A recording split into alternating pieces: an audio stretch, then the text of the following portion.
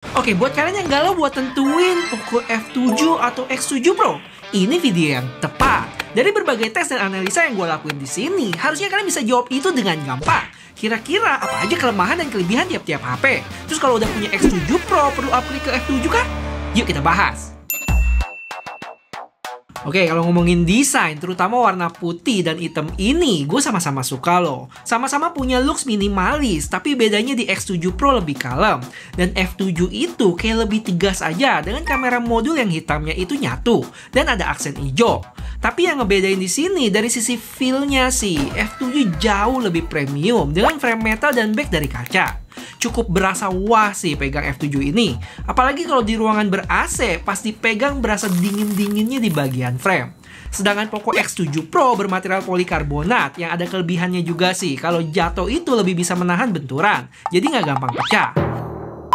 Dan kalau kalian ngerasa desain kedua HP ini terlalu kalem, masing-masing punya model meriahnya yaitu F7. Ada yang Gaming Edition tuh, sedangkan X7 Pro lebih spesial lagi Iron Man Edition. Sebenarnya X7 Pro ini ada varian lagi yang leather ya, warna kuning hitam. Tapi ini nggak masuk di Indonesia. Next, kita masuk ke display yang nggak banyak perbedaan. Secara spesifikasi, keduanya mirip banget. Mulai dari layar AMOLED, resolusi 1,5K, 120Hz refresh rate, dan 480Hz touch sampling. Peak brightness-nya pun juga sama ya, di 3200 nit. Paling satu-satunya yang ngebedain dari ukuran layar, dimana F7 lebih gede di 6,83 inch, sedangkan X7 Pro masih pakai cetakan layar lama, yaitu 6,67. Akhirnya move on juga ya ukuran layar ini nih. Cuma selisih 0,16 inch ini apakah berasa perbedaan pas dipakai? Buat gua secara visual sih mirip aja. Lebih ke ukuran pegang yang emang gedean dikit. Terus untuk bezelnya cukup mirip, sama-sama tipis. Paling yang ngebedain karena frame X7 Pro gua warna gelap, jadi nyaru aja bezelnya yang berasa lebih tebal. Dan kalau ngomongin AOD, kedua HP ini sama-sama nggak bisa always, cuman bisa maksimal 10 detik terus mati. Paling di F7 ini ketambahan mode smart, dimana dia bakal nyala saat kita lihat ke layar. Nah, lanjut kita ke performance. Yang jelas Poco F7 lebih ngebut dengan Snapdragon 8S Gen 4-nya dibanding Dimensity 8400 Ultra. Tapi seberapa jauh? Jadi di sini gue bakal lakuin beberapa tes buat cek kemampuan kedua HP ini. Tapi sebelumnya gue pastiin kedua HP-nya ada di 100%, connect di WiFi yang sama, update software terbaru, dan refresh rate dimentokin. Untuk tes pertamaan tuh bedanya nggak terlalu jomplang juga sih sebenarnya, sekitar 200 ribuan. Dengan suhu sama-sama di 43 derajat. Dengan baterai di F7 yang berkurang cukup dalam 4% berbanding X7 Pro 1% aja. Habis itu gue lanjutin lagi 2 kali berturut-turut dan terlihat skor Poco F7 lebih stabil. Penurunan skornya sekitar 4% berbanding X7 Pro yang turun sampai 20 dari 1,6 juta ke 1,28. Cuma stabilnya Poco F7 ini dibarengi dengan suhu yang lebih tinggi dan konsumsi daya lebih besar 3% dari X7 Pro. Habis itu lanjut kita ke Geekbench yang mana untuk single core terpaut cukup jauh ya, sekitar 500 poin. Tapi multi core-nya 300-an aja, dengan suhu dan konsumsi daya yang mirip-mirip. Lanjut gue sempat tes download di kedua HP ini dengan file sekitar 1 gigaan. Dan hasilnya F7 bisa kelar duluan, tapi nggak lama sekitar 7 detik kemudian X7 Pro juga kelar. Jadi gue rasa mirip-mirip aja sih untuk tes download ini. Terus dari file yang di-download tadi, gue pakai buat rendering KineMaster yang editannya gue kasih scale dan 1 filter. Terus ekspor dalam 4K 30 dengan bitrate yang gue mentokin dengan file output sekitar 3,7 GB. Dan hasilnya, Poco X7 Pro bisa kelar duluan loh, terpaut cukup jauh. F7 masih setengahnya, dan setelah 64 detik kemudian kelar juga, dengan suhu dan konsumsi daya yang mirip-mirip. Terakhir, kita bakal cobain 3D Max Stress Test yang mana di akhir tes masih sama-sama strong. Dan gue sempet cek suhunya untuk X7 Pro mencapai 48an derajat. Dan Poco F7 lebih tinggi lagi 51an. Plus, padahal sekilas udah mau keluar hasilnya loh, tapi tiba-tiba keluar warning ini, sayang banget. Cuma di Poco F7 satu lagi gue sempet jalanin dan dapat angkanya ya, dimana untuk base loop dapat di 4600-an dengan stabilisasi yang lebih baik 70-an persen berbanding 3600 di X7 Pro dengan stabilisasi 51-an. Oke, itu tadi performance test dari hasil benchmark. Next, kita tes yang lebih real yaitu ngegame Genshin Impact highest 60 fps.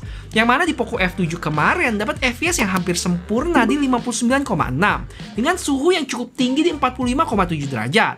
Gua main selama 20 menit dan baterai berkurang 9%. Hasil ini, kalau dibandingin sama tes gue sebelumnya di X7 Pro, dapat FPS rata-rata yang nggak setinggi F7 di 55,3. Tapi punya suhu yang lebih adem, terpaut 3 derajat, dan baterai lebih hemat dikit, berkurang 8%.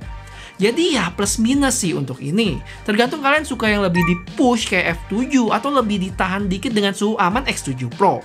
Sama satu lagi, dari sisi game mode, kalau di Poco F7 ada fitur interpolasi sama super resolution. Di Poco X7 Pro ini cuman ada super resolution ya. Jadi fitur interpolasi buat nge-push FPS-nya lebih tinggi lagi nggak ada. Selebihnya mirip-mirip aja sih kalau gue lihat. Paling yang kurang, like dari teman-teman yang suka video ini ya, biar algoritma YouTube tahu konten ini butuh disebarin ke orang yang lebih banyak lagi. Thank you. Terakhir, kalau ngomongin baterai, gue punya feeling 6000 mAh-nya X7 Pro ini masih lebih awet dibanding 6500 mAh-nya Poco F7. Terlihat dari tes Antutu sampai rendering tadi, baterainya selisih 4% lebih awet X7 Pro. Untuk 3D Mark kayaknya bisa diabaikan lah ya, karena kena overheat juga. Terus untuk gamingnya pun X7 Pro sedikit lebih awet. Cuma gue belum berani bilang kalau F7 ini boros ya, karena selisih baterai tadi kebanyakan dari aktivitas berat, kayak Antutu ataupun gaming, yang di satu sisi bisa kasih performance yang lebih ngebut. Buat pastiin ini kalian sabar ya, kasih gue pakai HP ini beberapa lama lagi. Kalau udah mantep, gue bakal bikinin video sehari bersamanya, oke? Jadi pastiin subscribe biar nggak ketinggalan. Oke, kamera kedua HP ini cukup bikin penasaran ya, karena secara hardware itu mereka sama, tapi karena beda chipset, harusnya ada perbedaan kualitas di antara kedua HP ini. Kira-kira apa itu? Mari kita cari tahu. Kita mulai dari foto yang sekilas agak susah buat dibedain, mau lensa ultrawide atau wide mirip-mirip. Tapi kalau dipelototin agak lama, foto di Poco F7 itu lebih warm ke kuningan ya. Bisa dilihat dari daun ataupun cahaya di sini, tapi tipis aja. Untuk selfie juga hampir mirip. Paling dari sisi saturasi aja di X7 Pro agak sedikit lebih tinggi. Bisa dilihat dari kulit muka dan baju gua, yang mana lebih mendekati Poco F7. Buat jarak pandang, terlihat F7 lebih ngezoom ya, tapi di sini ada pilihan 0,8 kali, yang kalau dibandingin baru mirip luasnya dengan X7 Pro.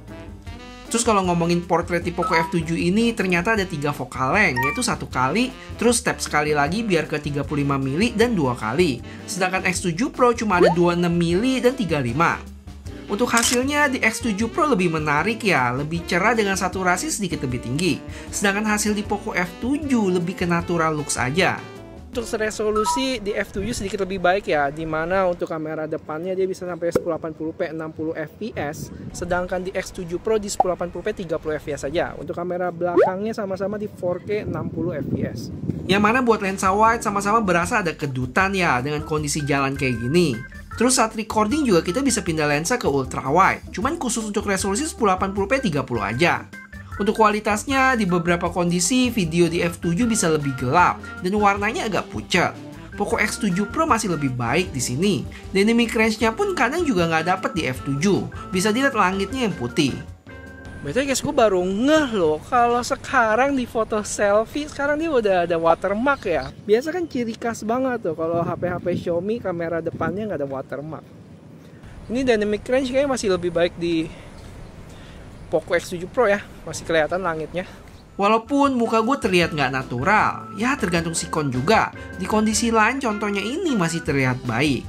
Overall untuk foto mirip-mirip aja menurut gue. Kalaupun beda itu balik lagi ke selera. Paling dari sisi video yang harusnya bisa lebih ditingkatin lagi untuk Poco F7. Mungkin gara-gara masih baru. Semoga seiring berjalannya waktu bisa lebih baik lagi dari update software yang diberikan. Buat spek lainnya bisa dibilang mirip, sama-sama HP 5G, IP68, ada AR Blaster, NFC, dan stereo speaker yang kualitasnya